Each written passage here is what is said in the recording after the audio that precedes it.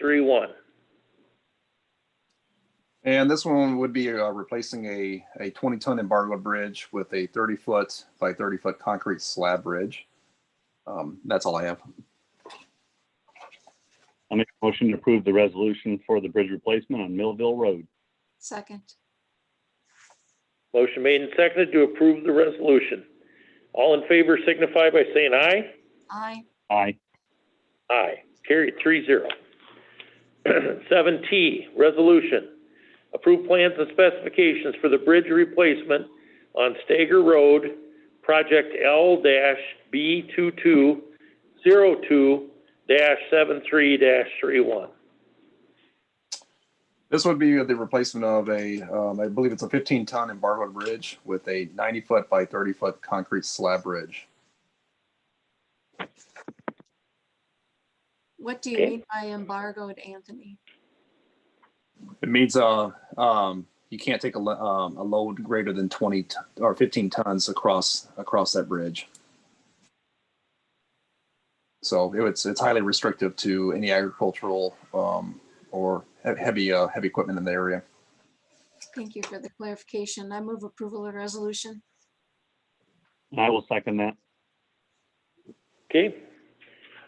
Motion made and seconded to approve the resolution. All in favor signify by saying aye. Aye.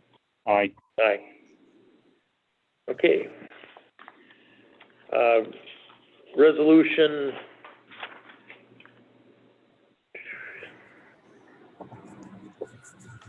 Which one did you? Huh? You were on you. Thank you. Resolution to approve the plans and specifications for the bridge replacements with railroad tank cars on Terra Lane and McAllister Road, project L-C2201-73-31. Okay, we're going to get some efficiency out of these two replacements. They're just about side by side, so we're going to go to couple of these bridges together.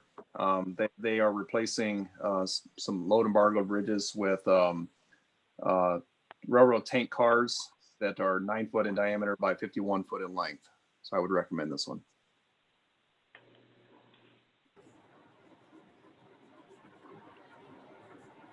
I'll make a motion to approve the resolution for the railroad tank cars on Terra Lane and McAllister Road. Second. Okay, motion made and seconded. Under discussion, Anthony, just in case people aren't familiar with these, what's your estimated savings by using the tank cars? Well, let's see. These projects will probably come in around $70,000 to $80,000 a piece. To try to get that hydraulic capacity through a typical bridge of the same hydraulic opening, it's probably saving us somewhere around $100,000. Okay, thank you. All in. Maybe under additional discussion, these bridges will be done in next construction season. Is that correct? In fiscal year or in 21 summer, is that right, Anthony? Yes, that's correct. They are set. Well, they are set for an April late start date, so they will actually probably be in the spring sometime.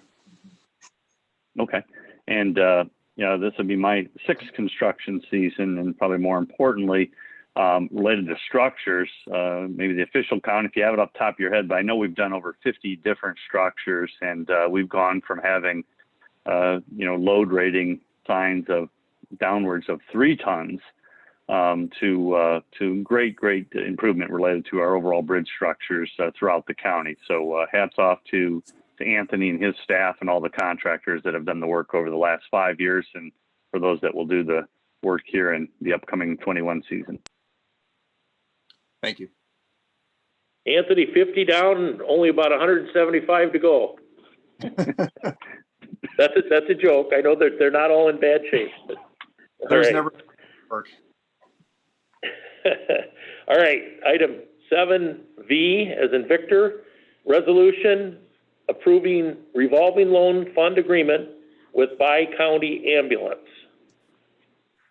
I don't know if we voted on the last one, did we? I think I cut you off.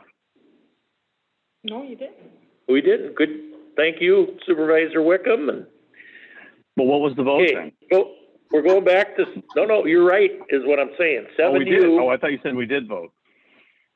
No, Mary, yeah, no, Mary agreed with you, is what I was saying, so. All right, Okay, thank you. okay, so going back to 7U, the motion was made and seconded. We had oodles of discussion, good discussion. All in favor of the motion to approve the resolution signify by saying aye. Aye. Aye. Aye. Carried 3-0. Thank you. I got a little goofed up with the alphabet soup here. 7V, as in Victor, resolution approving revolving loan fund agreement with Bi-County Ambulance.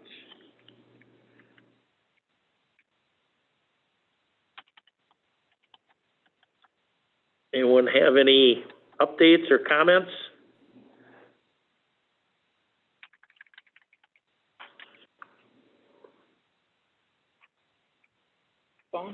Is Tom Berger on?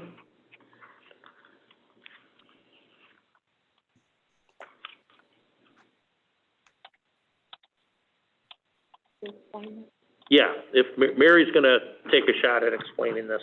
Okay, what this is the county has a revolving loan fund for, excuse me, fire departments and ambulance services where we give loans at 0% interest. And this is, Bi-County is buying a new ambulance and asks for a $45,000 loan to be paid back over a 3-year period. And this is approved by the committee, is that Yeah. correct? Recommended by the committee? Yes. I think in our And they're looking for, our packet, there were some other attached documents that supported this. They're just not on the screen. I'll make a motion to approve the resolution approving the revolving loan fund agreement. And I will second that. motion made and seconded. Any further discussion? All in favor signify by saying aye. Aye. Aye. Aye. Carried 3-0. All right, moving on. Item 8, communications. We have correspondence that the board will receive and file without taking action. Item 8A, letter from the city of Farley regarding an amendment to the urban renewal areas.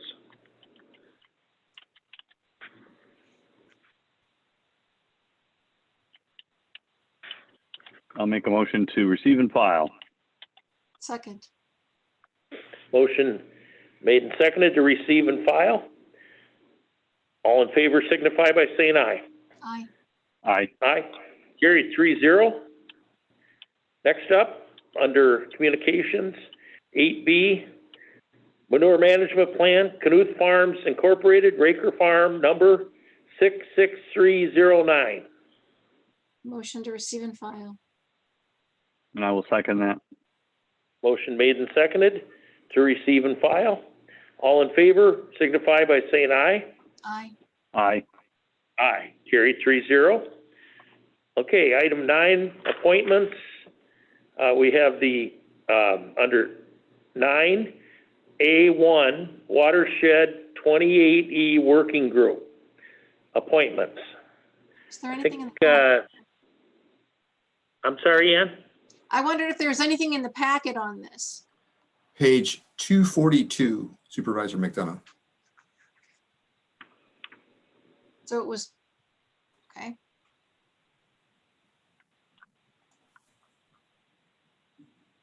And Ed, and I don't know if, is Eric Schmeckel on? We can, I believe he's been following that. I would suspect that he'll pop up again here in just a moment here. So that being said, I had a memo in the packet just as some background as part of your 28E, the Watershed 28E. This was not a part of that. This was sort of supplemental to that. The 3 entities in the 28E were asked to appoint some people to a working group. That is not a decision-making group, but it is a, for lack of a better term, just a touch-base group to meet incidentally throughout the year with Eric and his staff. I've noted that the City of Dubuque and the Soil and Water Commission Soil and Water Conservation District. I've already made some appointments. I've listed them there.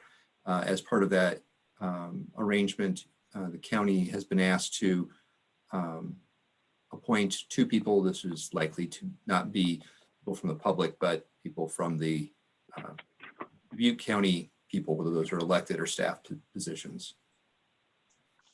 I noted that the appointments to date are all male.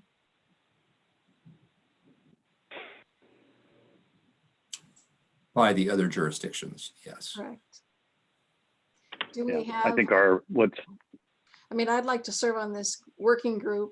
Do we have a suggested person that we've confirmed for the second appointee? I have not.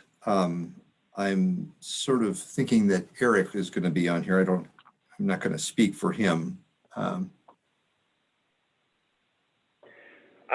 I don't think it would be Eric. I think Eric is with, I think it's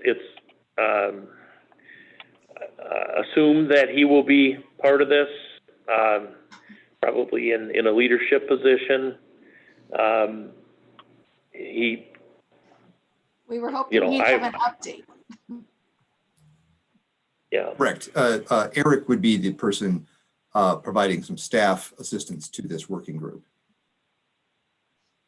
So we don't have 2 Mike? names tonight. My thoughts, if you don't mind, Ed, my thoughts were that we would have 1 supervisor and a staff person. I would think that it would be, at this point, Ed Raver has been involved in this. I would think that that he would be a good person to be, representative on that committee. He has been working with. He's serving it as an interim position. I understand. So Understand that. My comment would. Yeah, there's some folks who are, I know that we talked to Brian Preston in Conservation. I was hoping Eric would lead us through on this. At this point, I would make a motion to table. Hey, this is Eric. Sorry, I'm a little bit late to the discussion here. Just hopped I'll in. withdraw my motion. Just hopped in. Yeah, tonight, good discussion here to try and get the 2 county representatives voted for. I'd like to get, ideally, hopefully get this, the group of 6 together sometime this fall yet, hopefully in the next 30 days would be great. And then I have some names from farmers that, have spoken or have emailed me of interest of being part of this group when I've talked to them about kind of the countywide efforts as it relates to a watershed working group. So obviously we can't get to 9 until we first get to 6, but as you see, the city of Dubuque appointed the 2 department heads, Darren and Willie, who kind of covers the nutrient reduction exchange from the Water and Resource Recovery Center, and Darren with engineering. They've been the 2 most involved from the city standpoint with watershed, with watershed discussions and actions and so forth. The district appointed Jeff Schmidt, who is a farmer the north end of Dubuque up towards Sherrill, and then Mike Freiberger, which I believe you all know as well too. I think Mike does I think they both will represent it well. The one thing I will point out, I don't know if it was discussed, was the gender, the gender balanced boards. Obviously, we're striving and trying to get to a gender balanced board. We don't have bylaws for this group, so it's something that is not there. But I think it's certainly something that I'm trying to work towards. In fact, one of the farmers I'm hopeful to recruit is a female, if she would be part of this, and I think she would be a really good person to be part of it. So that's one issue I think this board faces as far as the gender balance role.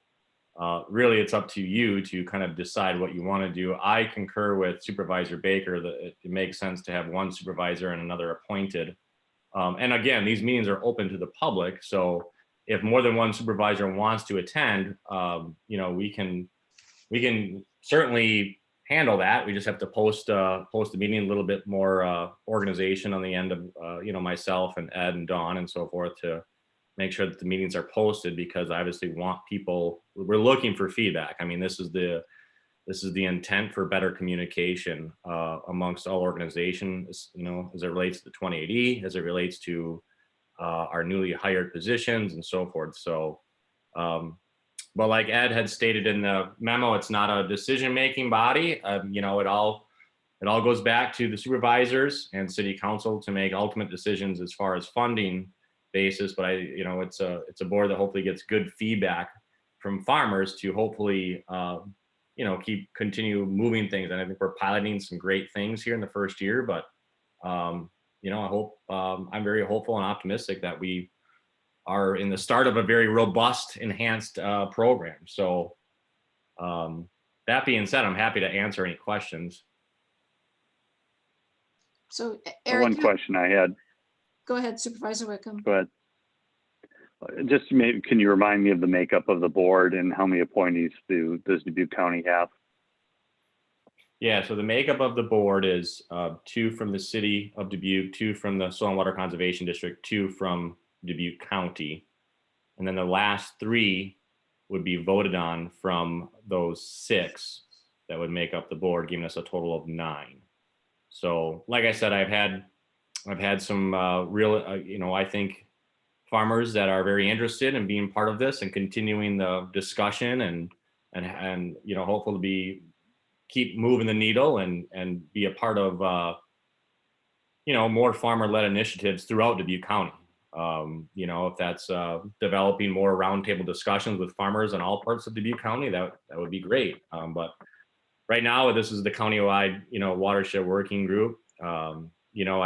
I administer the Catfish Creek Watershed Authority Board, which is the multi-jurisdictional board, kind of aimed to tackle land use decisions in Catfish Creek.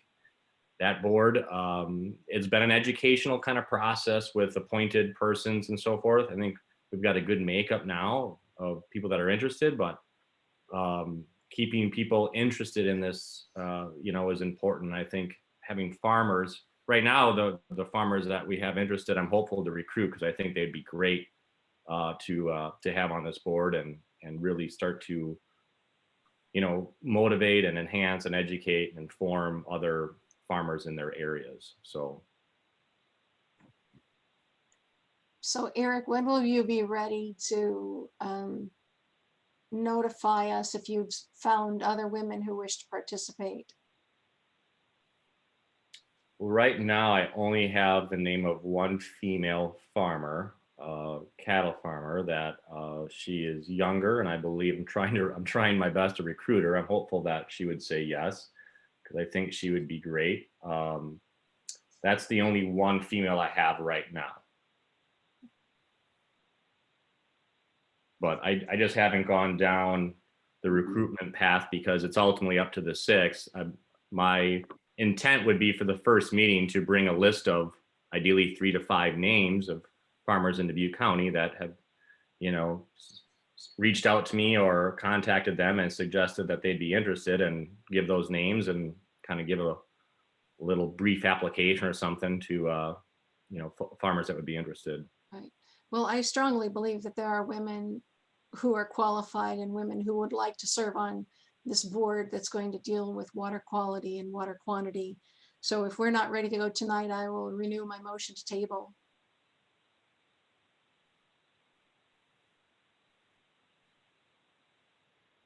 Okay, there's a motion to table the action on this appointing the Watershed 2080 Working Group, the 2 county appointments. Is there a second?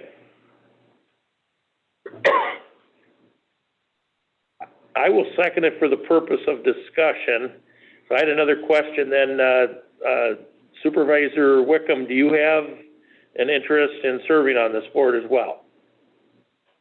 I do, and I share Supervisor McDonough's gender equality on the board. And I'd remind the board that we put ourselves in this position by only allowing 2 Board of Supervisors selections. We're supplying a lot of the organization, all the funding almost. City's got a little piece in, and all the project dollars, at least in this fiscal year, for almost $400,000. And so it just doesn't seem very balanced or fair or logical that we would just be having 2 board seats. So that puts us, you know, in the position that we only get 2. And, you know, I just think that's disappointing. So if we could revisit that, would be great. But if not, if we only have 2, then we get to, you know, select the 2 we have, and the rest of them we're at the mercy of our partners, regardless of gender. What I don't want to do tonight any longer is beat about the need to have 2 women on this committee. And so I'd like to take this conversation offline so we can have a conversation about qualified appointees to this board. And Eric, you know, we talked about getting these names together and also working with those folks. We have certainly more than one woman's name to go through and encourage them to come forward. So I don't think we're ready to take this action tonight unless we intend to go back to the 1950s. I'm not sure what the 1950s reference is, but Well, I'm happy to bring, I'm happy to do my best to recruit a couple more female names for the next meeting. If you would like to assign both to females or one, I guess, you know, there's the other 3 open positions that would be made up of farmers. I mean, I'm happy to try and do my best to get 2 to 3 females as well too. These are, again, voluntary, you know, positions without, you know, any decisions regarding funding, direction, you know, that is still left to the supervisors and to the meeting. And again, they're open to the public, so anyone can attend. I think that's the wrong approach. I think, you know, if Supervisor McDonough is very interested in having, you know, a well-balanced board, then she needs to be talking to our other partners, because that's who's making the decision, not this board.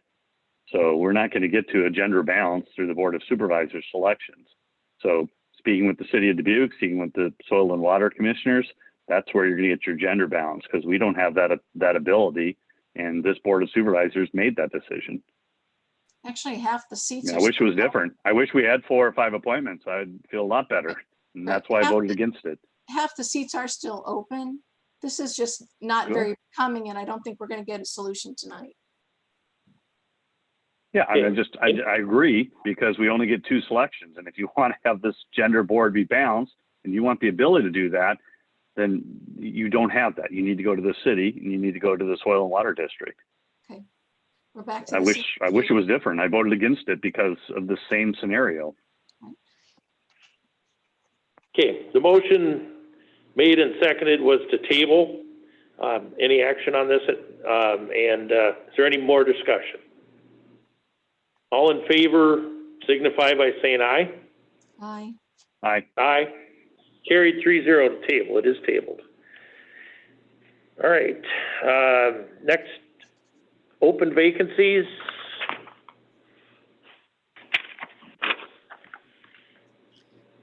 Chair, I'd like to just address this, if I might, again. Just pointing out that I do not see a date on this. It's before us again in an undated manner. I don't know what date this was created. That's something that we've asked about a couple times, making sure that this is, you know, a dated document, so we know we're dealing with the latest. And then I think we need to, at some point, have some discussion about the numerous vacancies that we have, and we have many more vacancies coming up at the end of this calendar year, as I understand it. So we're going to need to either start doing maybe some advertising. We might need to look at paying some potential stipends to try to draw in participation from individuals who live outside of Dubuque, Asbury area.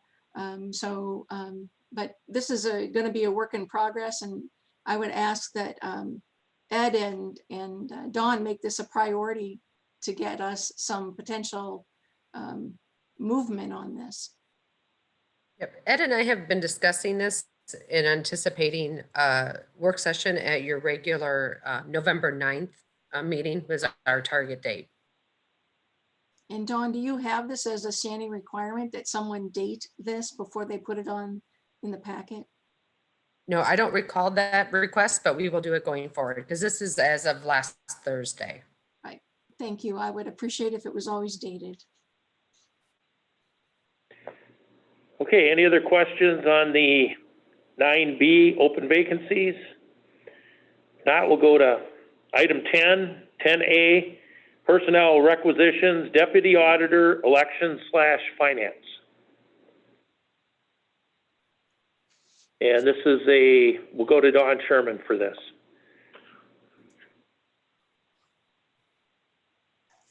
Thank you, Chair Baker.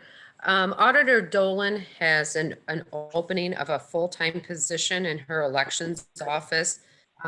The previous incumbent had moved over took a job opening in the county attorney's office. So Auditor Dolan and her deputy elections auditor began reviewing the responsibilities of this position. And so they reached out to me and we reviewed the job description, and they identified several supervisory and management responsibilities, specifically over the 300 elections workers. This person's responsible for training them, for evaluating their performance throughout that whole process.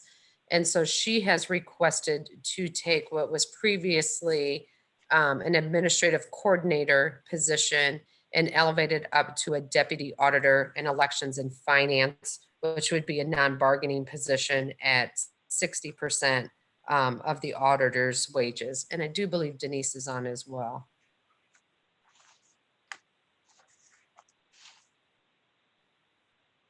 Okay. There any questions?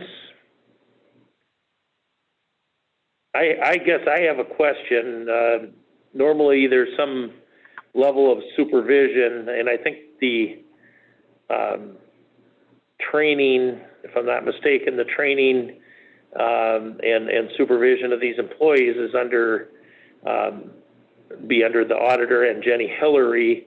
And I just don't know if we need another management level position, because it seems like we're a little top heavy. That's the only thing that jumps out to me.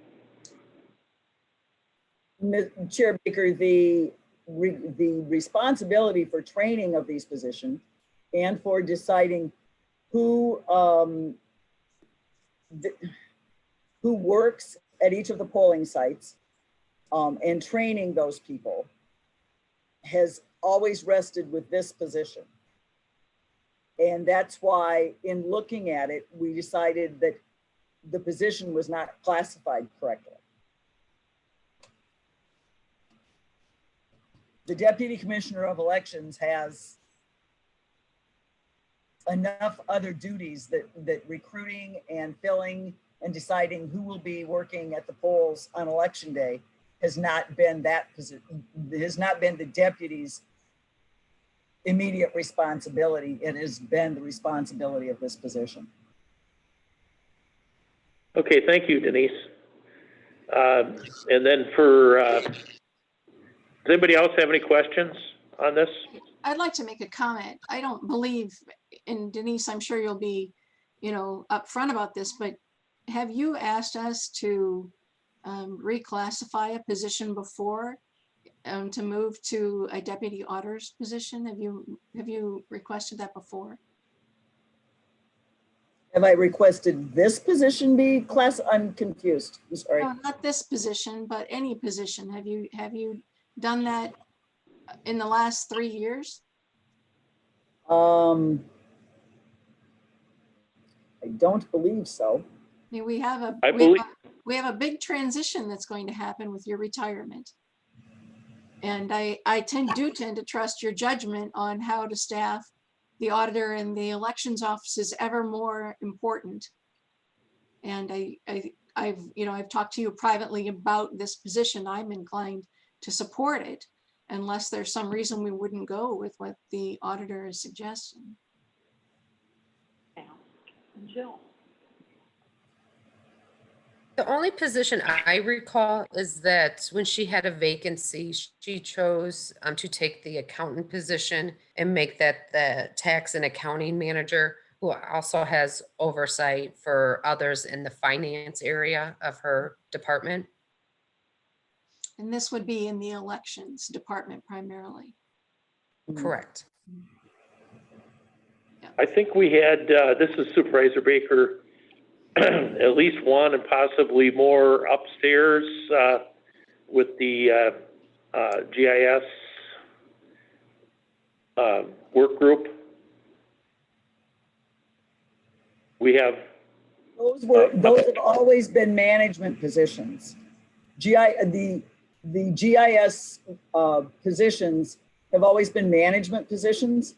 I believe we did take one and possibly, instead of having it as management, put it as a deputy.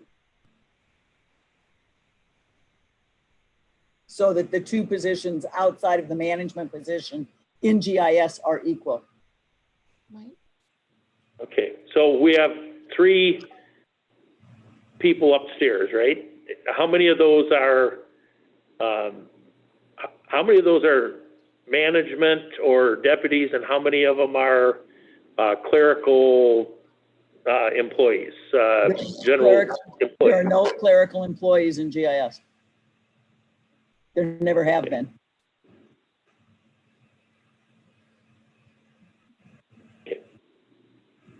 Due to the training requirements, the education requirements up in GIS, we have never had a clerical position.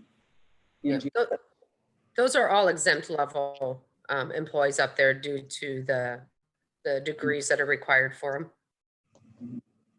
Okay, all right. Any other questions or comments? I'll make a motion to approve the personnel requisition as presented. Second. Motion made and seconded to approve the personnel requisition. Any further discussion? All in favor signify by saying aye. Aye. Aye. Aye, carried 3-0. Okay, tabled and pending items, item number 11. We do have one tabled item that we'll need to get onto the next agenda. It didn't come out here. That is the this county attorney's opinion about the PAPE case. And that was pulled so that we could have, at least I asked that it be tabled. Supervisor Wickham, you weren't able to be with us to the end of that meeting. I'd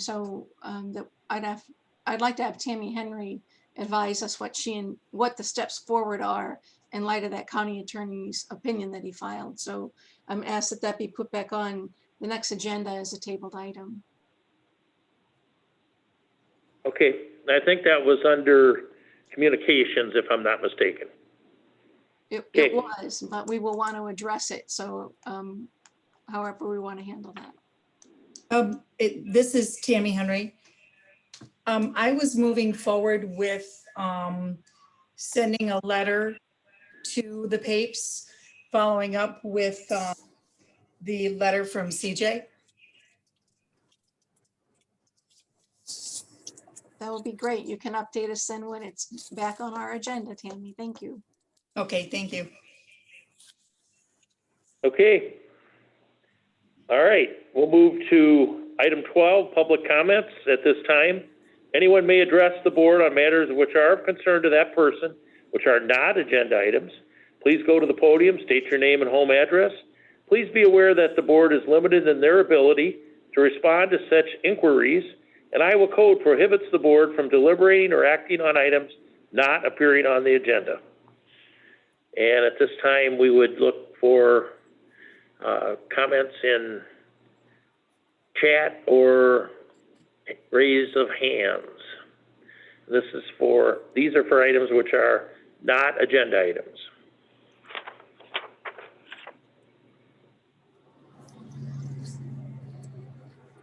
This is Bobby Canaro. Can I speak about the mask mandate? We are going into discussion. I'm certainly not going to say no, Dr. Canaro, but we are our next move is into our COVID-19 meeting, which contains general COVID-related issues, testing, Board of Health update, and updates from municipalities. So Okay, I'll you're, wait. I'd love to Yeah, hear from okay, you, thank you. Dr. I think- Conroe. If you'd like to visit now, I don't know what your schedule is. You frequently can't be with us for the whole evening. So if you'd like to speak I'm now, giving- that's great. yeah, Yeah. that's why I was giving him the choice Yeah, and explaining.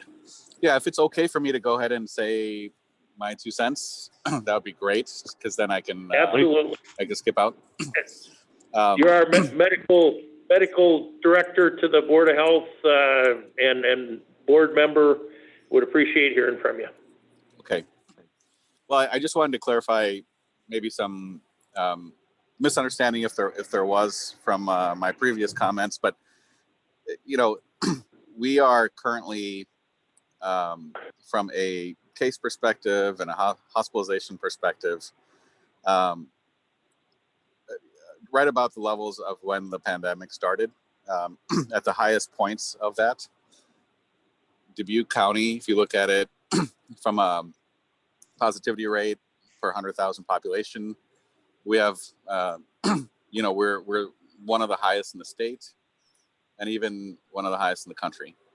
So, as public health officials, you know, we obviously need to make some decisions on how we're going to curb this issue. The last time we had a spike like this, we shut down the country. We essentially shut down Dubuque, and no one wants to see that happen again. So the question comes in as to what can we do effectively that can slow this down. And 2 months ago, we voted on a mask mandate, and we decided not to move forward with it. And what has happened since then is that our cases have more than doubled. So that begs the question, you know, as we revisit this issue, you know, do mask mandates work? And I believe that we have some good evidence to show that it does. If you look at the state of Kansas, and you look at the data that they recently published, 20 counties put in a mask mandate compared to the 106 that did not, and the ones that had a mask mandate had 50% lower cases. And this is seen in other states as well. So there's good data that a mask mandate works. And I think that if we assume that, I mean, if we think that as these cases continue to rise and our hospitals approach capacity, that we're not going to have another shutdown, I think that's being naive. And no one wants that. So I think it makes sense for us to be aggressive now. And a mask mandate, in my opinion, is much better than a lockdown. The big issue that I had was, how do we enforce it? Because without enforcing this, or without having some kind of penalty or consequence, a mask mandate doesn't mean anything. So what one of the proposals I think that could maybe work, if we have funding, which I believe we do, is to hire some compliance officers through the Board of Health and have them work with businesses for education, consulting, and also to make people accountable in the community so that they're wearing their mask. I think that we need to do something. There has to be some kind of consequence if people don't wear masks, if we're going to do this mandate. And that concludes my response. Thank you. Thank you, Dr. Conroe. Thank you, Dr. Canaro. Okay. All right, is there anyone else to comment under public comments?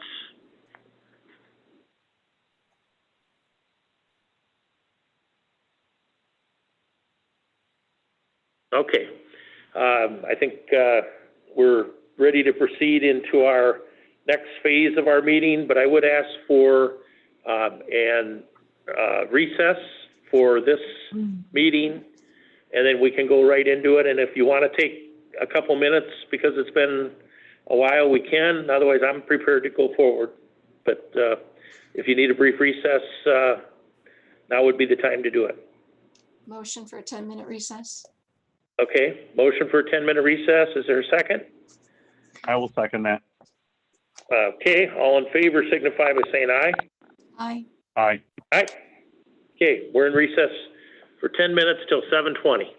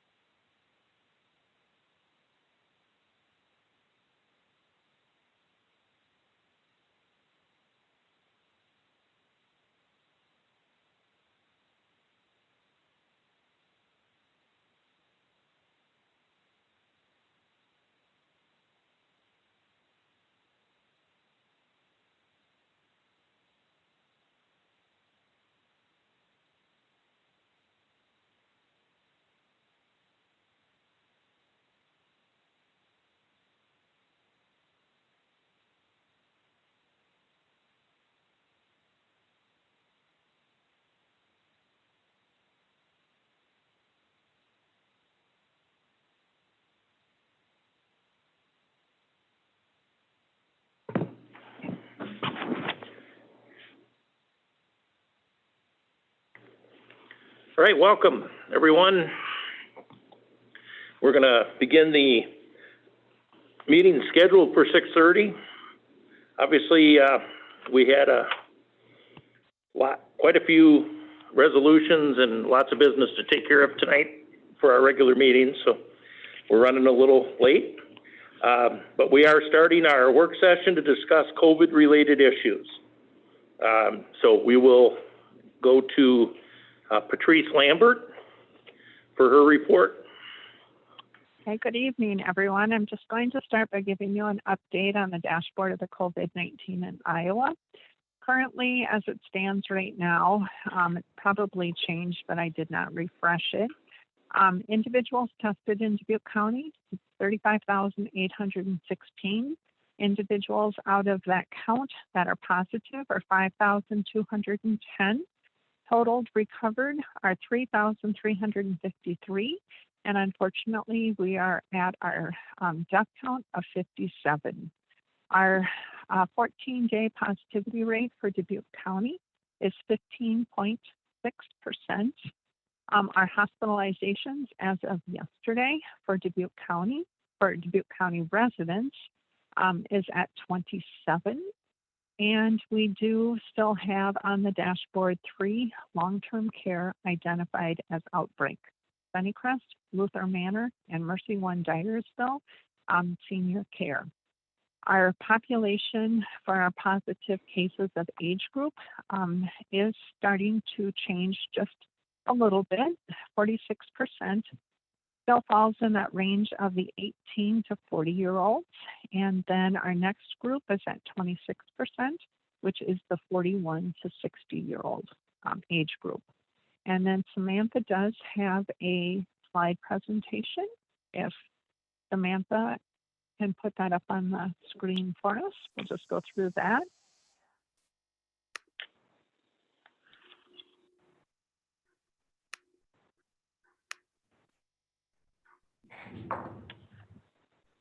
Samantha, this is Dawn Sherman. I just made you a co-host, so you should be able to share your screen. Thank you. Okay, there it is. Thank you very much. And as you can see, let's see here, I've got 2. Okay. As you can see, Dubuque County, again, last week was still listed as well as the city of Dubuque and the White House report red zone with their COVID task force. And that, as you can see, the increase in the cities as well as the county. We had 2 additional cities in Dubuque, in the state of Iowa added. And then we also had 11 additional counties listed. And Samantha, the next slide, please.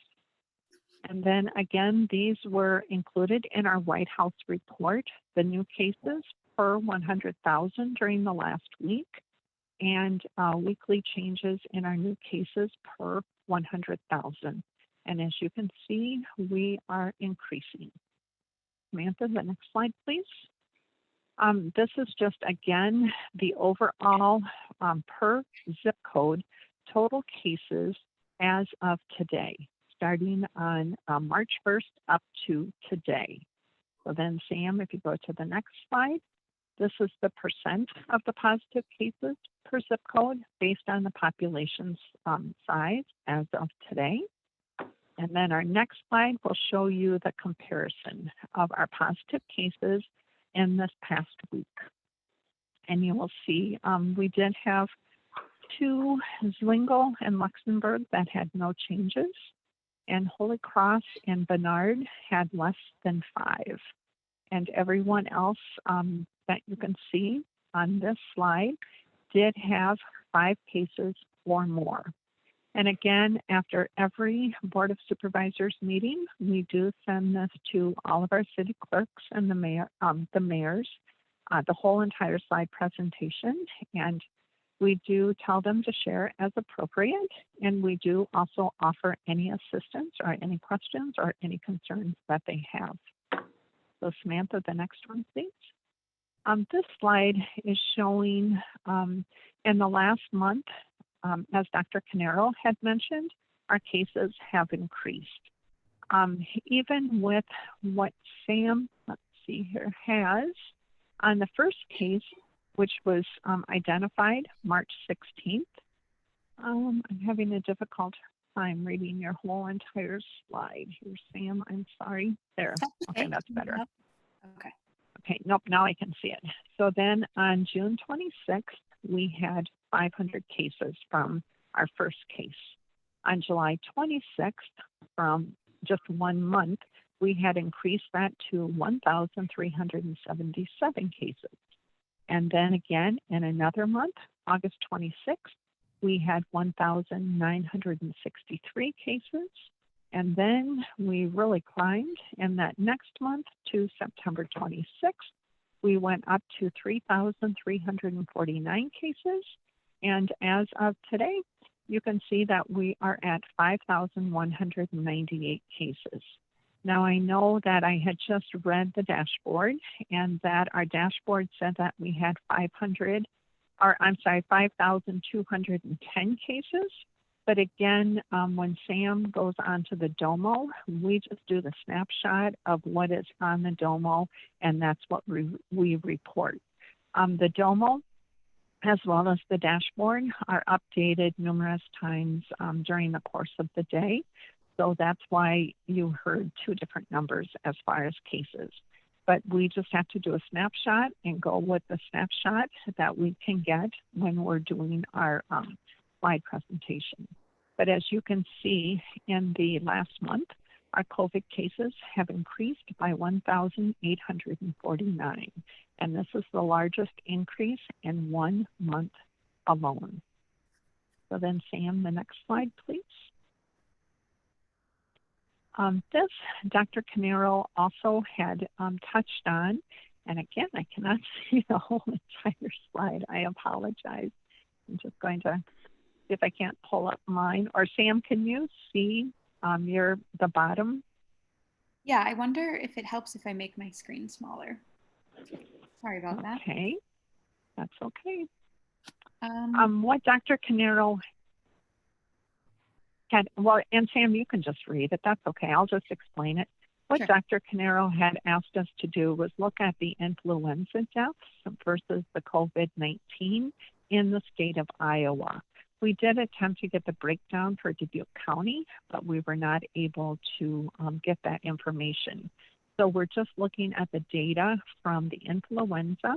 And then Sam, where that blue bar is, that has 89 cases. Can you read our month of September? Can you read that? Yeah, so the blue cases, the blue bar, there were 89 flu deaths in Iowa from September 2018 to October 2019. And then the orange bar was 103 deaths the following year, from September 2019 to October 2020 from the flu. The last bar here on the right. Oh, sorry, Patrice.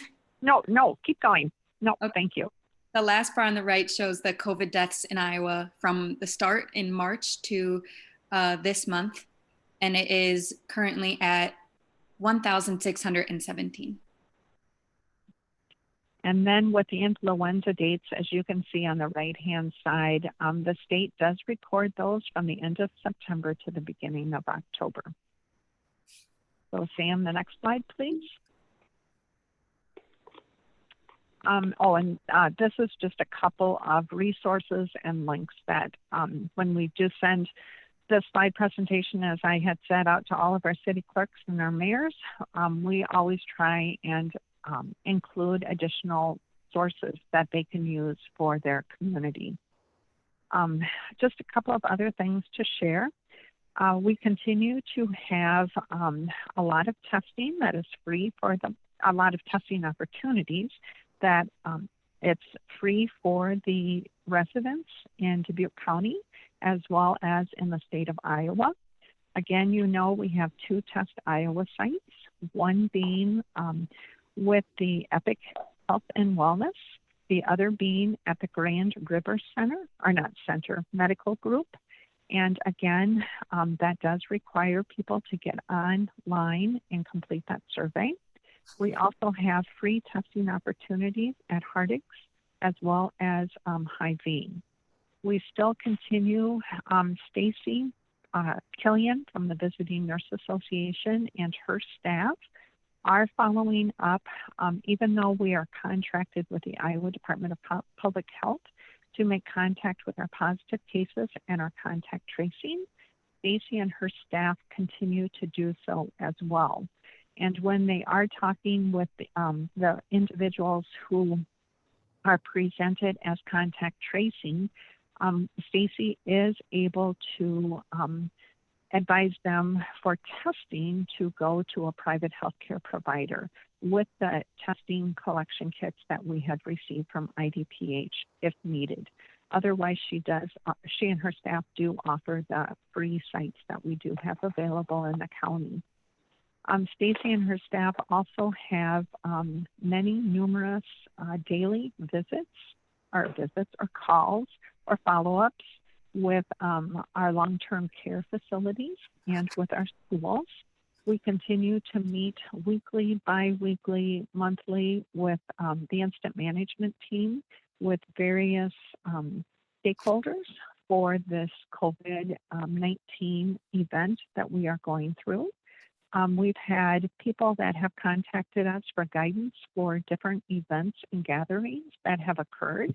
And if we do know of any that are occurring, we always attempt to follow up to, if none of the incident management team have given them any guidance or assistance, then we do attempt to follow up as able with those events. The incident management team continues to prepare for any vaccine that might be released, and we do work closely with our healthcare providers, our hospitals, and our long-term care, as well as our pharmacies to be able to distribute the vaccine as soon as it is released. The Iowa Department of Public Health has been sharing priority groups that the CDC is looking at recommending for the first of the vaccine distribution. And they've also provided us with almost weekly updates on any changes with or any new input with the vaccine distribution throughout the United States. Initially, we had thought that we would probably get our first shipment released the very beginning of November, but that now appears to be just a little bit delayed. Even though Dubuque County knows that our chances of getting vaccine as soon as it's distributed is probably not, we're probably not looked at as a priority group. But again, we want to be ready when they notify us that we can start distributing vaccine. We want to be ready to get that in the hands of our healthcare providers, our hospitals, long-term care facilities, and our pharmacies. So that's pretty much what I just wanted to report a little bit on this evening. I know that we have a full agenda still with this meeting. I know Tom Berger had another commitment and he was not able to join us tonight. So are there any questions?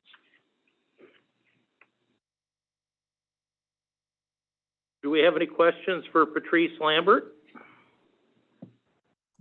I do not, thank you. None for me. Okay, thank you. Thank you, Patrice. Do we have Stacy Killian available? Stacy, I am know she was, oh, okay, good. I was going to say, I know she was planning on it. Thank you. Sure. Okay. Good evening, everybody. Just a quick update from VNA. As Patrice mentioned, we're still working really closely with our long-term care facilities that are considered outbreak status. We continue with the daily follow-up calls, working directly with both nursing and administrative staff and Iowa Department of Public Health. To date, we have fielded more than 25,982 calls from the community. We're continuing to assist, as Patrice mentioned, in scheduling close contacts of positive cases, and to date, we've scheduled 306 individuals for testing. As I mentioned at the last Board of Health meeting, we're starting to see a large increase in cases with our child care facilities, which unfortunately falls in trend with what we're seeing in the community. In the last month, we've had over 18 centers that had at least one positive case. VNA has been working really closely with both Iowa Department of Public Health and DHS to ensure that all centers have the guidance and the public health support that they need.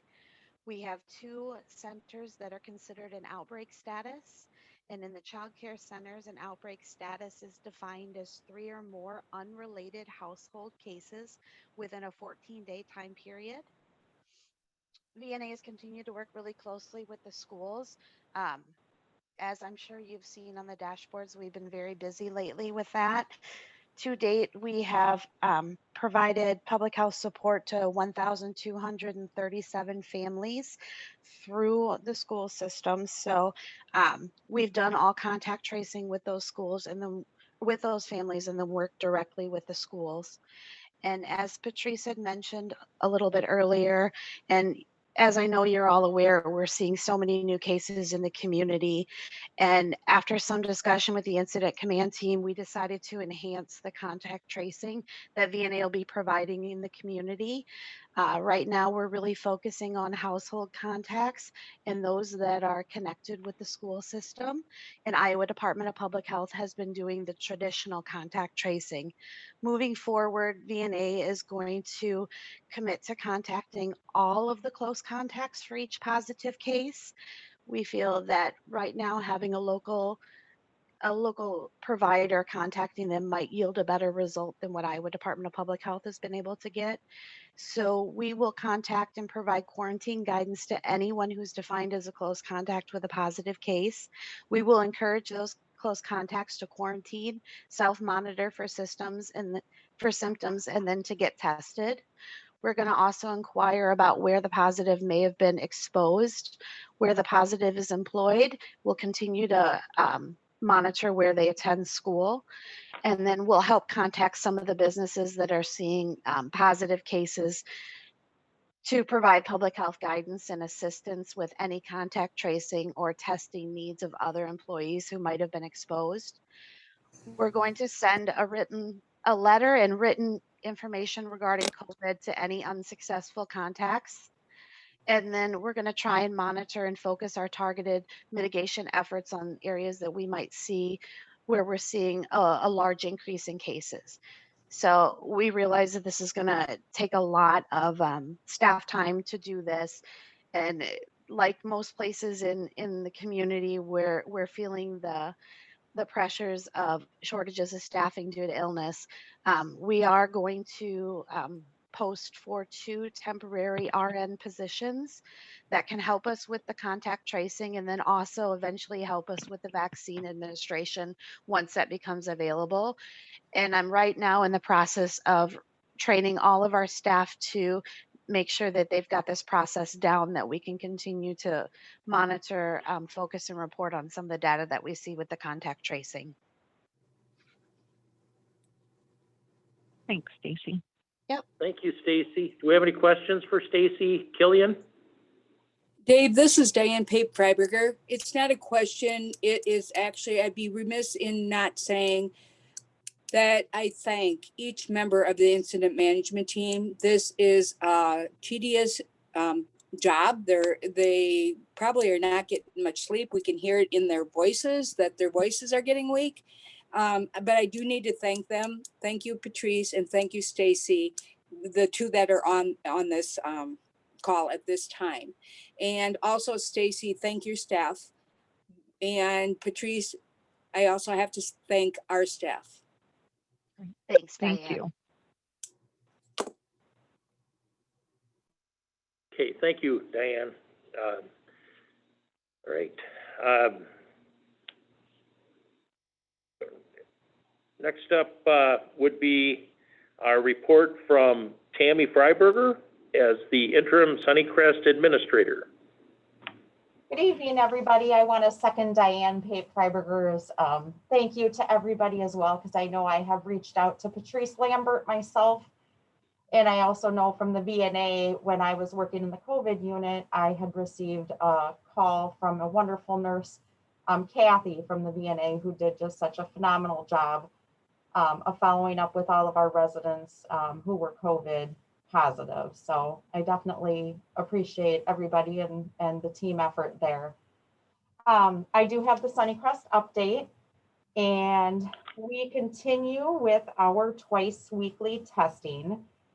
For us, outbreak status as per our CMS guidelines indicate that if we have any one resident or any one staff positive, that we have to engage in twice weekly testing.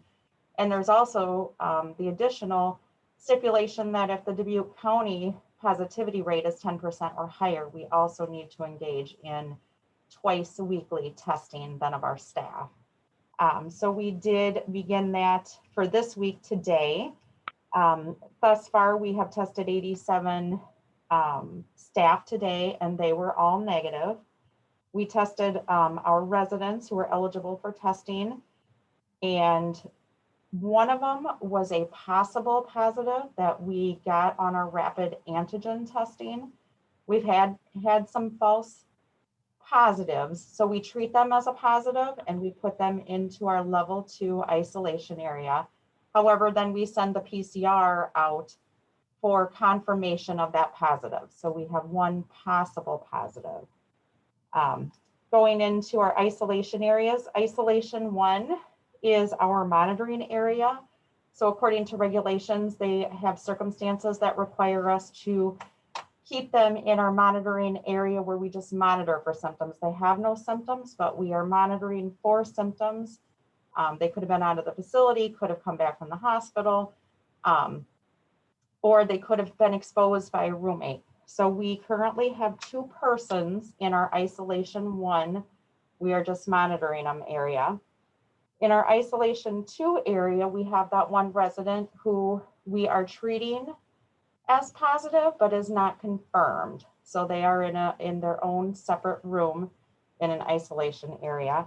And in our isolation area number 3, which would be for COVID positive residents, we currently have 0. I reached out to Patrice Lambert today also, because if anybody sees our website, it will indicate that we have 20 positive residents, and I took care of all 18 positive residents. So I guarantee you, we have only had 18 positive residents total. So, and we have not had a positive since October 2nd for resident wise. So obviously our positives are coming up through staff.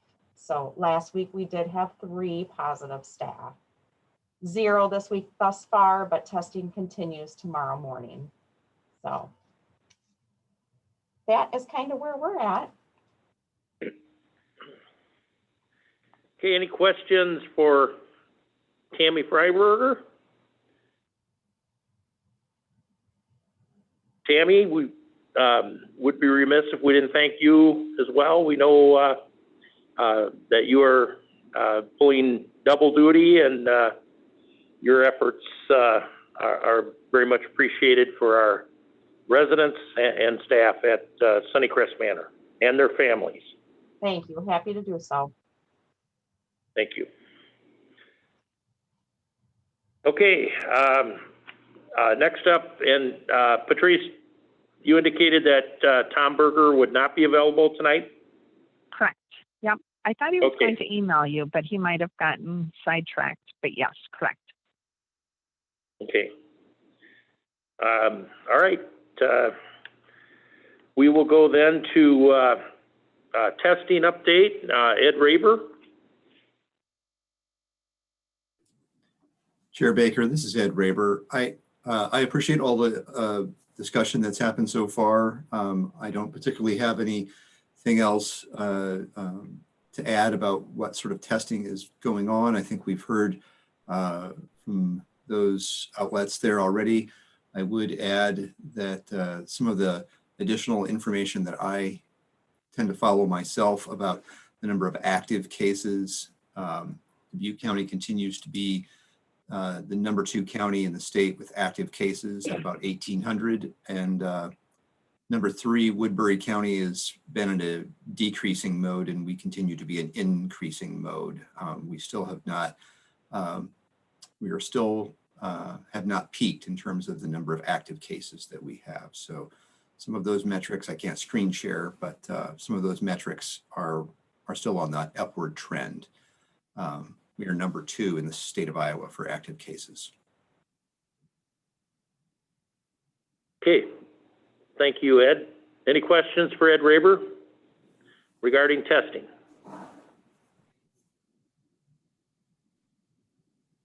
Okay, next up, we'll go to Chair Tom Beschen for the Dubuque County Board of Health update. Chair Beschen, I'll turn it over to you. Okay, thank you, Chair Baker. The Board of Health did meet last Wednesday evening. Among a lot of things, we had an update on lead testing, and that seems to be a program that's getting a pretty good start through the lead grant, and with ECIA doing the out of the city lead testing, and then with the VNA doing the in-city lead testing. Through the program, they hope to reach about 120 houses or housing units. They have 8 under contract right now, but this program has a long way to go. Stacy Killian gave some numbers on what was going on within the city of Dubuque too. We did have a lot of talk from the incident management team. Immunization committee is seeing a significant increase in the percentage of people that are showing up for the flu vaccine. Crescent Health also hosted a flu vaccine clinic on the 17th of October. They saw about 100 people through that. And then the discussion turned to the mask mandate again. And you already know that the Board of Health issued a letter, which I signed and sent to the Board of Supervisors last Thursday. Since that time, our mask mandate committee has redrafted the mask mandate, and it was published with our agenda for a special meeting tomorrow night to discuss moving forward with another attempt at the mask mandate.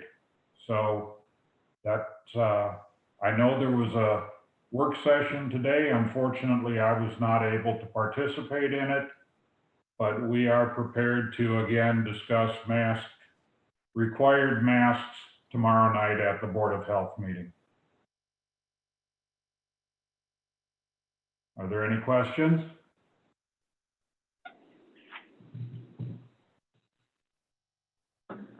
We have any questions for Tom Beschen? None for me. Chair Beschen, I know you have some members of the Board of Health, including Vice Chair Diane Pape-Freiberger. I thought if, with your blessing, we would allow any of those folks to speak. Okay, I saw Susie Stroud was on earlier, as was Katie Jones. I don't know if they're still with us, but if they have something to add, I'd welcome it.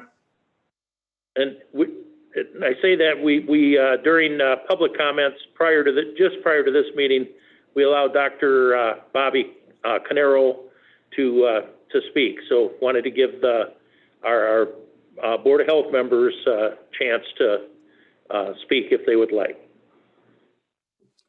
This is Diane Pape-Freiberger. I have nothing else to add. Thank you. Okay, thank you, Diane. All right. Yeah, we will be meeting at 6 o'clock tomorrow night. There's a question on chat, and I know Stacy had talked about the contact tracing. So there's a question: is the contact tracing yielding any useful information on spreader events? Hi, David, Stacy. what we're hoping with the enhanced contact tracing is that we're going to be able to find more information like this and be able to look at different trends and hope to mitigate some of the increased cases. We have seen some higher numbers of positives related to large events, although we've really concentrated for the last few months mainly on household and school contacts, but we're hoping to get a lot more information that we'll be able to use going forward on our mitigation efforts.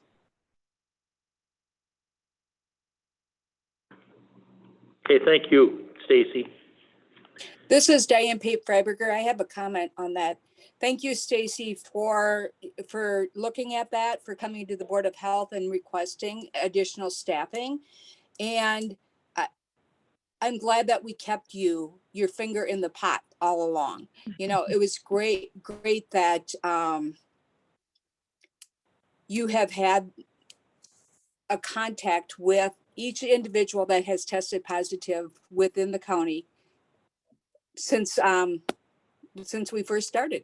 So thank you again. Thanks, Diane.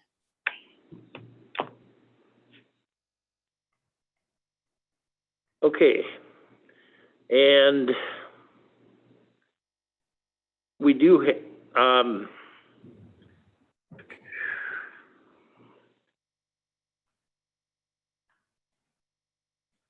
there's a question from Diane Heiken wanting to know where she can read the new Board of Health document.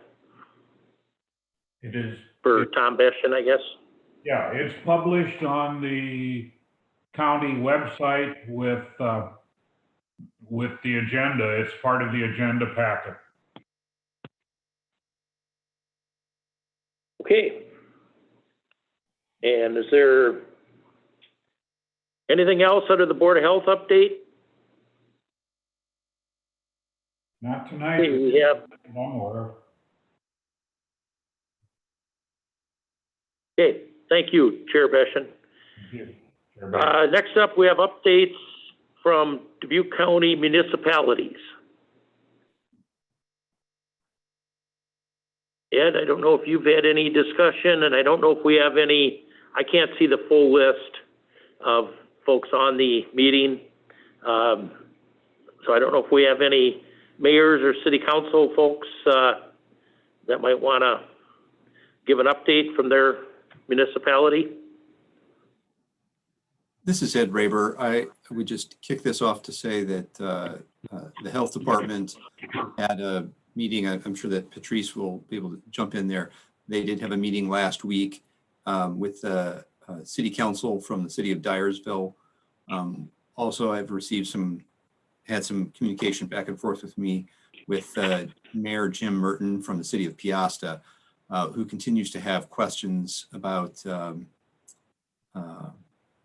the process and where this is going and access to the data related to the community that he is in. So just continue. I had a long talk today with Mayor Merton, and I think the health department, trying to speak for them, they'll jump back in here. I think that they plan some additional meetings. So that's the correspondence I would say I've had with municipalities the last few days. Okay, thank you, Ed. I believe that Mayor Merton may be on. I don't know if he wants to speak or not. I was just brought to my attention. This is Jim Merton, Mayor of Piasta. I appreciate the opportunity. No, I can just simply refer back to what was submitted by email, both to the Board of Health and the Board of Supervisors yesterday. No need to go through that verbally now.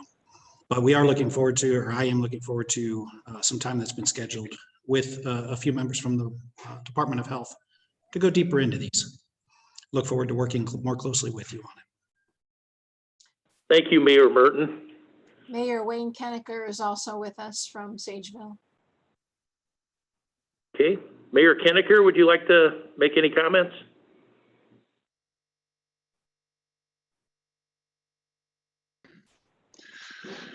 Yeah, one of the things, oops, sorry.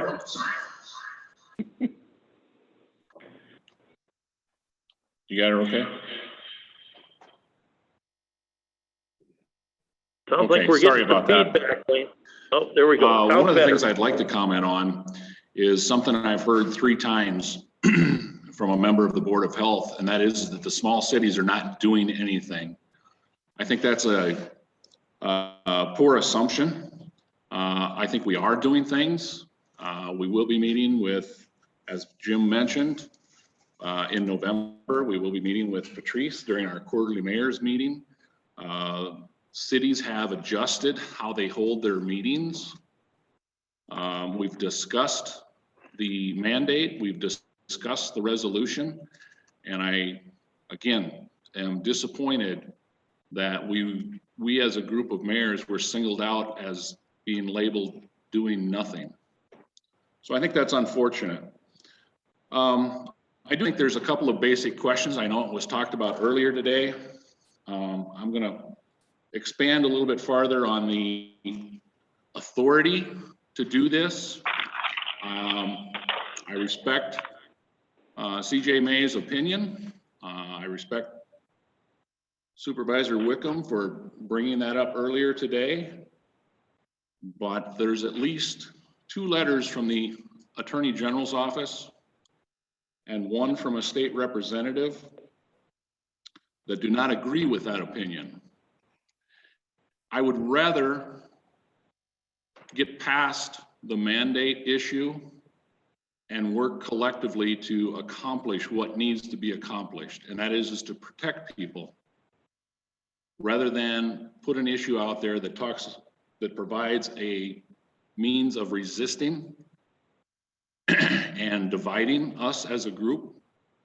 We listened to the news tonight, or some of us were able to listen to parts of the news tonight and hear how that's being represented, and it reflects poorly on all of us.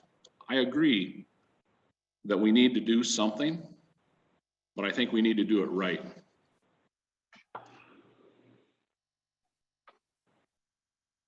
Okay. Thank you for your comments, Mayor Kennecker. All right, and I don't know if anybody else can scan the list to see if there's any other city council or mayors from the smaller towns. There are 3 other mayors with us tonight. Again, Brian Meyer from Holy Cross is here, Sandy Gassman from Epworth, and Gary Langle from Dubuque. Worthington. Okay. So we're even doing something tonight. We're meeting and discussing this issue. Okay, thank you. And tell the other mayors we thank them as well. Thank you. Okay. All right. So that brings us to the end of our agenda. I am looking at something on chat. There's a question for Mayor Kennecker, if he's still available. That's from a private citizen. Yes, I don't I'm know that- available. Oh, okay. It's from a I private wasn't citizen. sure. Yeah, this is not a public comments section. So, okay. That person can email Mayor Kennecker, I believe would be the appropriate way to do that. So, okay. Any other business tonight? Otherwise, motion to recess would be in order. Dave, this is Diane Pape Freiberger. Before we went into the COVID update at the public comment sector, someone named Donnell had actually said that she would like to speak. Let me look, see if she's still on. I'm still on. Do you know Okay. if She's still a on. member of the Board of Health? She's not the Board of Health. She's public comments. Yeah, I don't have this scheduled. We don't have this scheduled as public comments. We had 3 different public comment times today, and these meetings are for the Board of Health and the Board of Supervisors. If there was a question on... Yeah, I just noted that she had actually type that into chat. You know, at the end of that public comment sector at the beginning of this group. Just But- let her speak. It's 2 minutes. What's that? Let her speak. It's 2 minutes. Everybody should be able to participate for 2 minutes. Okay. I'm fine with that. I'm trying to follow some decorum, but, okay, at your request, we will allow that. And then we should, okay. I'm So, Donna. okay, Donnell, you go ahead. 2 minutes and you're on here. Okay, thank you. I'm Donnell Gordon, and I reside and work in Dubuque. And I'm a psychiatric nurse practitioner, married to a husband who's a hospitalist in one of the local hospitals. I'm also a daughter of a vulnerable person with pre-existing conditions and a parent to 2 children. So the COVID pandemic has taken a toll on us as a family. Not being from Dubuque originally, we've not been able to see family.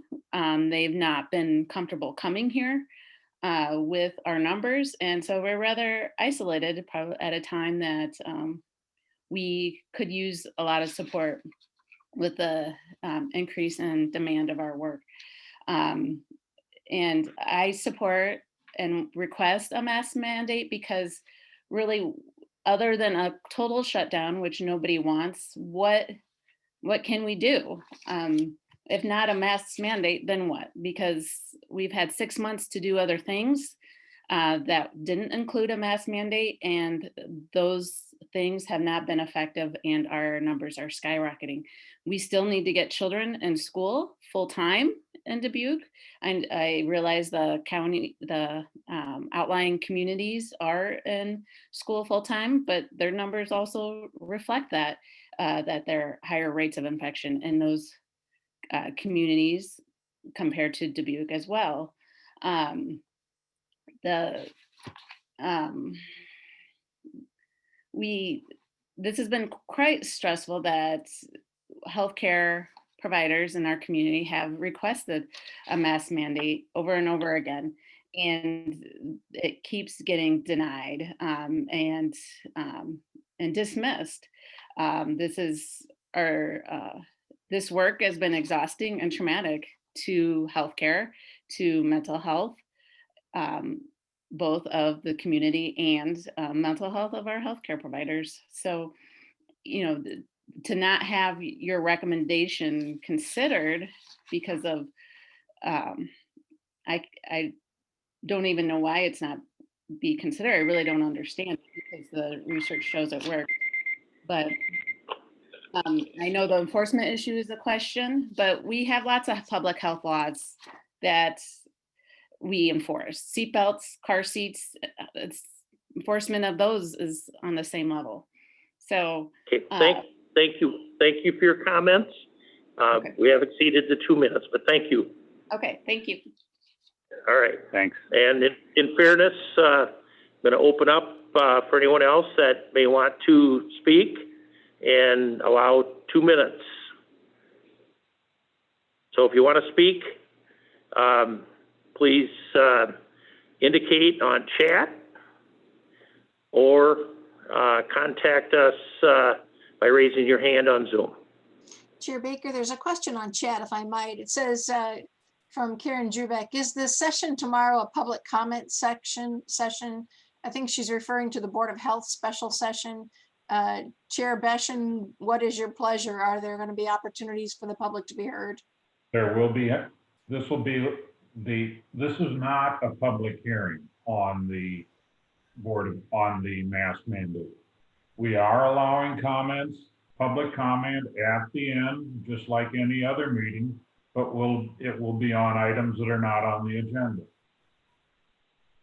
So if this does go beyond the process tomorrow, we will have a public hearing.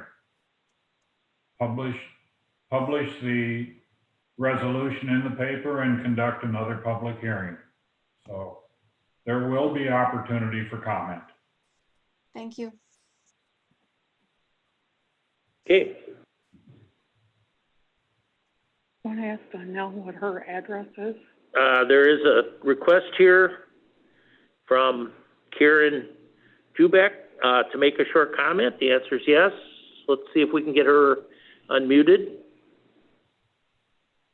And we'll reset the clock. Let me know when you're ready. Yeah, I think I'm unmuted. I was just going, you know. And Karen, could you please give us your name and address for the record? Sure. Karen Dubuque, 10699 Chickadee Drive in Piasta. Thank you. All right, you go ahead. You know, I follow the numbers, I follow the science. I follow someone from Ames that is putting these numbers together named Sarah. Oh, I'm sorry, her name escapes me, but this is very personal for me because my best friend was the first death in Dubuque County in March. I worked with her at NICC for 12 years daily. A neighbor 2 doors down has died of it. My sister-in-law was hospitalized for over a month on a ventilator for 2 weeks, and she had no prior existing conditions. She lived in her own home, and now she is in a nursing home and she cannot get out of bed. She will be on oxygen forever. As soon as she stands up, her levels drop. So those kinds of situations are not reflected in these numbers. This thing is real. It is affecting us all, or will. If we don't do everything that we can to save suffering, you know, thinking of quality of life as well as, you know, fatalities. So, and in the past week, at 3 different occasions, people have knocked on my door without a mask. We don't go anywhere. We have not been anywhere since March. The Postal Service with the certified mail, and then the gas utility company twice with this sudden urgent need to replace our gas meter on a routine maintenance. So, you know, this would help those of us that are very sensitive to this, that are very concerned about it, to not have people knocking on our door. And then even when we ask them to put on a mask, they don't. They just back up. So thank you for listening. Thank you, Karen. Okay, are there any other folks that would like to speak? I see Diane Heiken. Diane Heiken. Can you hear me, Dave? Yep, please just give your name and address, Diane, for the record. Yep, Diane Heiken, 232 East 14th Street in Dubuque. I live and work in what I guess is considered the downtown North End Point area. And I don't feel the model that we have for the city mask mandate is working right now anyway. I don't think it's an appropriate model to follow. I can tell you that the way it plays out in businesses around here is that people walk in, if they don't want to wear a mask, they simply say they have an exemption. Now I have just looked, it looks like the Board of Health is now putting back in their proposal tomorrow night that people have to carry proof of an exemption. I don't know who they think they're going to show that to. People showing, you know, a behavioral health diagnosis or an exemption to a cashier or a server at a restaurant, that's not, I don't see how that's enforceable. I don't think the current one is very enforceable. I think that makes it even less enforceable. And I also want to talk about the issues I've seen with sharing. Just as people share syringes in the substance use community, I am seeing people in poverty or in our low income areas sharing masks because they're required to have a mask on to access an essential service. And so I question whether in some areas it's actually, the mask mandate is actually contributing to a rise or a spread in COVID cases in some very vulnerable populations. I've seen several scenarios where 2 people will wait outside, 2 people will use a mask. You know, if they came 4 of them together, they'll share them outside of the building. People will share them inside the building. People take them out of the garbage. It's not good. And those important vaccines that we want people to be able to get, if people don't have a mask, and a lot of people living in poverty don't have the access that everyone else does, People can't get into a pharmacy to get a vaccine. So I saw that with the flu vaccine. Someone didn't have a mask. You know, that it's not a magic bullet. It really needs to be rethought and maybe a different model found, but I don't think the models that have been presented so far are actually helpful or working, and I think they may be hurtful to some populations. So I wasn't prepared to speak. I know that wasn't probably well constructed, but I hope it made a little sense. Thank you. Thank you, Diane. Okay. Looking for hands raised or message in chat.